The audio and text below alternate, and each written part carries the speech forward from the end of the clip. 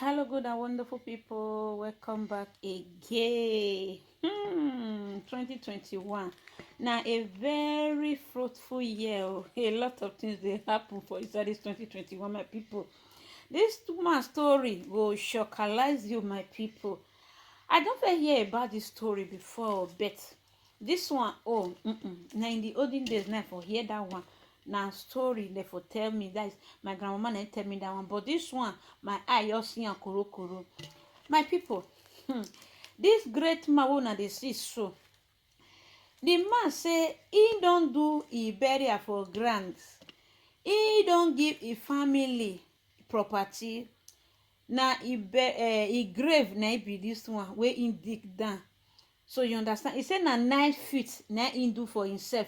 He prepare everything down. He na 70 years. He first prepare everything down before he go delete. He talk say he want me witness everything, not be the one wey or kagbero go come dey cheat the children, you understand. Hey, abomination. Wetin this world dey turn into, my people. And so the other one do that day o. He go carry wetin dem dey call am. He carry cake dey celebrate say he divorce him husband. Another one don come now, come dey celebrate say that is na he start to wey him mode be this one, wey the way he no wan make asanwoto eat am before he go start to dey see wetin dey happen, you understand. He wan witness everything, even for the burial rites. This man wan still chop am. Abomination. Oh my God. Hey, my people. Una good morning, una good afternoon, una good evening, depends on the time una take dey watch me from. How is everyone doing? I hope you all are doing great. Abeg, my people, lot of things dey happen o. My new subscriber, una welcome to my YouTube channel. Na God go bless una. I think una dey get fun for here. Una the press dey go small small for this AB World Entertainment house. Everybody wey get depressed, once you come here, your depressed go disappear. Oh, my returning subscriber, I say thank you all for your support, for always coming back to come and watch all my video. Hey, my people, the video you are about to watch here, na latest in town video. Since we dey do video, we never block this one. This one una dey see so, e be like say the man na chief from one kingdom like that for inside Nigeria. The man say he don first travel out go obodo oyibo. Una know say Africa wan imitate oyibo, but this man come overdo am. He come to imitate oyibo finish. So wetin the man come talk for here, he say as oyibo dey do am, dem dey buy their own coffee for ground, their cloth, everything, grave and everything. To the extent this man even buy fan, put am for inside grave, so that not too much heat wey go dey worry am for them. I know say nobody wey dey sweep that room. So the man buy fan put for there. The fan una go see am just now. Now this man call all the family together, say he wan do him burial. I never hear that one before. Say that is as he do 70 years birthday, he believe say he go delete, he no go pass that 70 years birthday. They say man purpose God disposes. Now when the man do the 70 years birthday be this one, he come buy cow, he come do a graveyard where you say one witness everything. Una see why kidnapper enter Nigeria no finish. Una see why see another grave place be this one, so we say welcome to Nineveh. Una see why cultists enter Nigeria no grave finish. Now all this kind of abomination thing wey dem come dey do, wey people no know, na im dey happen, my people. This thing happen 3 years ago.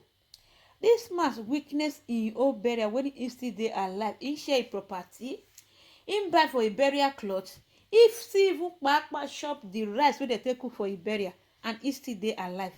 My people, a lot of people, a lot of things dey happen for inside that Nigeria.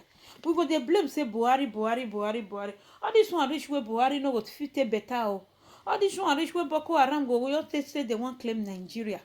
Sit down for Nigeria, put their flag for Nigeria wey dem no go comot again.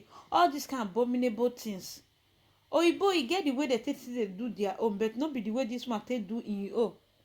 oyibo no dey shop for their burial food, but this man make sure say he shop all the chicken, all the turkey, all the goat wey him buy, he lalo everything, go reach that 21 coconut wey dey take the izahwe. This man finish all of them. My people, Nigeria, make una dey thank bloggers so they try oh. Epa na wow. This man chop all the cow. He say no one they go do for him back.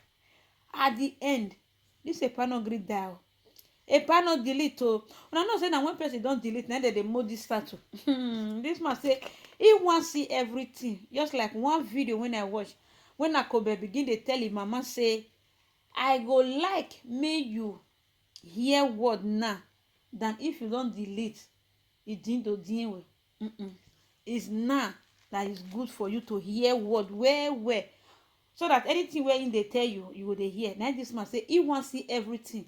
Not be the one wey dey do for person back. You know what they come dey nothing. Upon say you go carry a lot of money to do burial. Who go thief money for inside market go thief? The tomatoes wey dem buy, this man na him list am by himself. The man be like teacher. My people, this will not be true. I will leave the video, make it talk to una, make una hear from the horse's man. You understand? This man weakness how much be tomatoes, tin tomatoes, ororo, go reach rice. The man weakness everything. He say no want make them cheat her. At the other, they tell one of my friend, say the other of her friend where she dey follow play, say the woman come stingy rich. Now come tell am say, sister, if this kind woman delete, this person wey dey see it for real life like this, if she delete, if pikin come invite you say their mama delete o, come abeg o, make you come the burial ceremony o, you come true go. Oh my God. And you go, you not carry only yourself go. You understand? You can't carry invite other people join body. This woman will from that side to wait that una rice wey dey una hand. Because how many people wey pikin tell una say me una bring, now una go bring for that woman burial ceremony. My friend go dey laugh, go say why AB word, why they talk all this kind of thing. Now true I dey tell you. Imagine this man, everything wey he wear for here now in drop. Wonder shall never end. This one reach, this kind of thing reach where Nigeria go take scatter. When Nigeria go take say they know that is peace not there again, they no want make them stay together again. All this kind of abominable thing, now they cause my people. My people, a lot of things they happen. No. People like say this one all this Indian one, this Okons. He say na Dr. Clement. People like say the man are from Calabar people. No, say all those people they strange. Well, I beg all my Calabars in the house. I greet you now. Una good morning, oh. Una good afternoon, una good evening. I love una.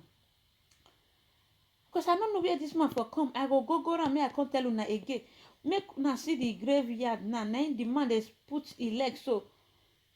I never see that one. Say person go weakness in your burial. Now people talk say make they search on internet. I beg make una not talk am again. No, every word go arrest una. Hey, Lele Mohammed. Hey, not talk am again. No, say make they search on internet. Oh, all these people they keep person depressed. Oh, depressed. Imagine this man build in burial house where they want put down 9 feet. Chineke God imo. Hey, to fear kwa. My people, when I come across this video, I shock. Now where this man they stand so now where they want put down be this one, not be house be this one. Especially can't get money, not know what he want use money to do again. You understand? All this place now you burial house, you know see as the way they build them. He say he want see everything before he come out. But unfortunate, Epa no gree die. Epa no gree go, no delete. Epa no gree delete, my people. Now understand. A lot of things they happen for inside that Nigeria. Una see why many things no they function well for that Nigeria again. Una will come say who I offend. All this kind of thing where they do with all this kind we want imitate to Igbo. It reach where things no go take better for inside that Africa again. It's Africa get Africa, Nigeria, my people. I never see this kind of thing before. Now when my grandpapa died that time, now we do this kind of thing, this tattoo. You come carry one of your cloth, come outside. I never hear say dead body they shop rice, they shop burial rice.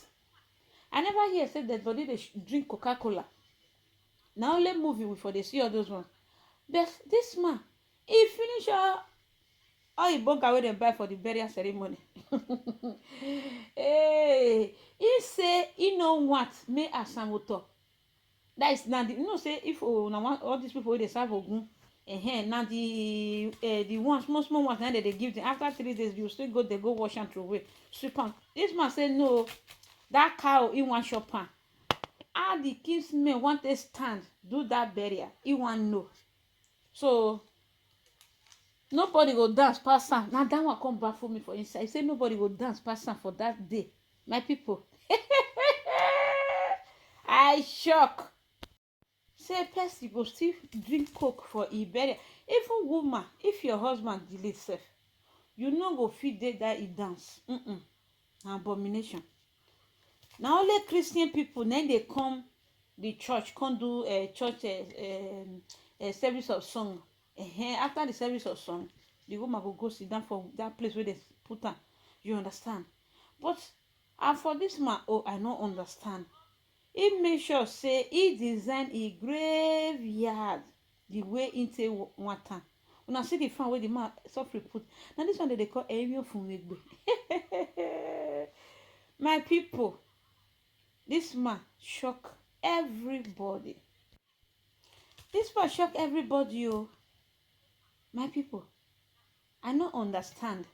The story where I feel here about people wey dey do this kind of thing, I go come let una know, but not be exactly just like the way this Epate do in you. No.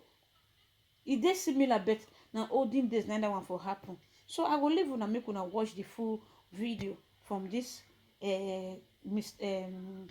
Dr. Clem J. So I go see una for another video where you know go to tay. Abeg make una pray for Nigeria because Nigeria don't waka. They don't do waka. So guys, see you soon in my next video. Love you all. Bye everyone and remain blessed. Choose. Please help me to share this video, give it a thumbs up, and also leave your comment for me in the comments. I've been done plan my funeral, and in fact we do the celebration 3 years ago when I was 70 years old. My name be Chief Dr. Clement Usoro. I be 73 years old. The preparation what I don't do be say there is something called will. I don't write my will and I continuously update it to make sure it keeps up with the time. I don't build my grave, which is where we are standing right here. It's a 9 by 9 by 18 feet deep grave, and I don't build a mausoleum around it. My friend went with me to the coffin site. He saw one that I liked. He decided to buy it for me. As somebody who is a chief, there's certain things you have to do before or after you die, or after you die it can be done, or you do it before you die. I think I don't give cow for all the chiefs that I got already, so that has been taken care of. So the chiefs have been consulted and they know that I have done that, so my children know what to do when I go. I not want make they do ceremony. I consider ceremony a waste of money and time, because I see many families use the money they make business. When somebody die, now that time they go to build house, paint house, make many things that they would have done when the person before ate and would have enjoyed it and maybe would have made him live longer. So I know what made they do all those things. The instruction where I give my children when I pass on is make sure you bury me in about 3 days time. I not want to make them keep me for a long time. I tell them I not want to make them display me for viewing, because I don't want people to view me when I die. Normally, every viewing which I go, the body not they look fine. So I not want to make the viewing when I die. I not want when they put that foam in my nose.